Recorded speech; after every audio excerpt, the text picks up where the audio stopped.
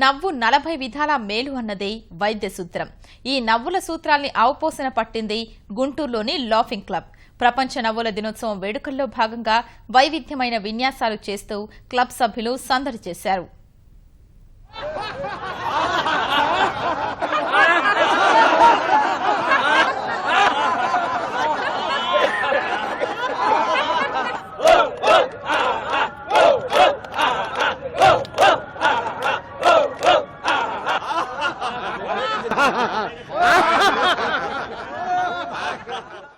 నవ్వులతో సందడి చేస్తున్న వీరంతా గుంటూరులోని లాఫింగ్ క్లబ్ సభ్యులు.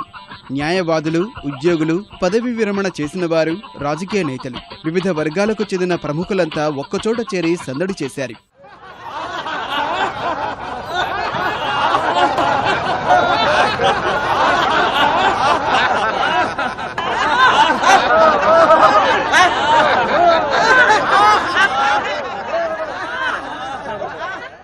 మే 1న ప్రపంచ నవ్వుల దినోత్సవం సందర్భంగా నవ్వుల విన్యాసాలు ప్రదర్శించారు. పులిలా గాండ్రించడం, సైకిల్కు గాలి కొట్టే విన్యాసం వంటి భంగిమలు కడుపుబ్బా నవ్వించాయి.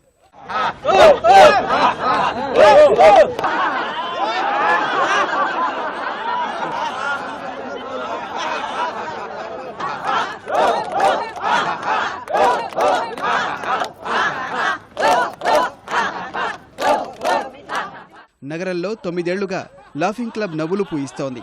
రోజువారీ ఒత్తిళ్లలో కూరుకుపోయిన వారిని నవ్వులతో సముదాయిస్తోంది.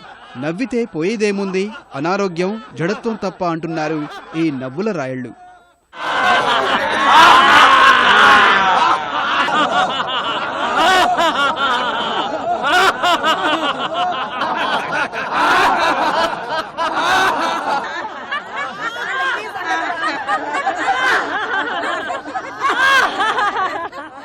నేను హౌస్ వైఫ్ని. నేను లాఫింగ్ క్లబ్కి గత 9 సంవత్సరాలు వస్తున్నాను. లాఫింగ్ చేయటం వల్ల చాలా ఆరోగ్యంగా ఉంటుంది. ఆ రోజంతా చాలా ఉత్సాహంగా, హ్యాపీగా ఉంటుంది. లాఫింగ్ క్లబ్కి రాకపోతే ఆ రోజు చాలా మిస్ అయినట్టుగా అది మేము చాలా ఫీల్ అవుతూ ఉంటాం. ఒక్కరోజు మిస్ అయినా కానీ మాకు లాఫింగ్ వల్ల చాలా చాలా హ్యాపీగా ఉంటుంది. కాదు, నేను అడ్వకేట్గా చేస్తున్నాను గుంటూరు బార్ అసోసియేషన్లో. గత 3 సంవత్సరాల నుంచి నేను ఈ లాఫింగ్ క్లబ్లో చేరాను. నా ఏజ్ ఇప్పుడు 65 ఇయర్స్. ఇందులో చేరినందువల్ల మా కోర్టులో కొంచెం స్ట్రెయిన్ ఉన్న అదంతా స్ట్రెయిన్ రిలీఫ్ అవుతుంది. ఇక్కడ పొద్దున్నే మేము 5:30 కల్లా అసెంబ్లీ అవుతాం. 5:30 టు 6:30, 5:30 నుంచి 6:30 దాకా ఎక్సర్సైజులు చేస్తాం.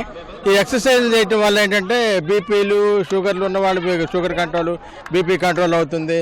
చాలా బెనిఫిట్స్ ఉన్నాయి మనకి. ఎందుకంటే ఆ రోజంతా మనం ఫ్రెష్గా ఉంటాం.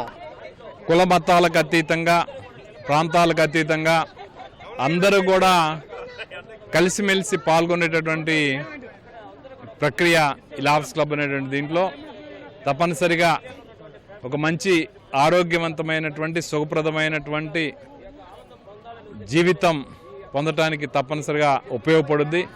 అందరూ కూడా దీన్ని అలవర్చుకోవడం మంచిదని చెప్తూ, నవ్వుల క్లబ్లో చేరాక తమ వయసు సంగతి మర్చిపోయామని వయోవృద్ధులు చెబుతున్నారు.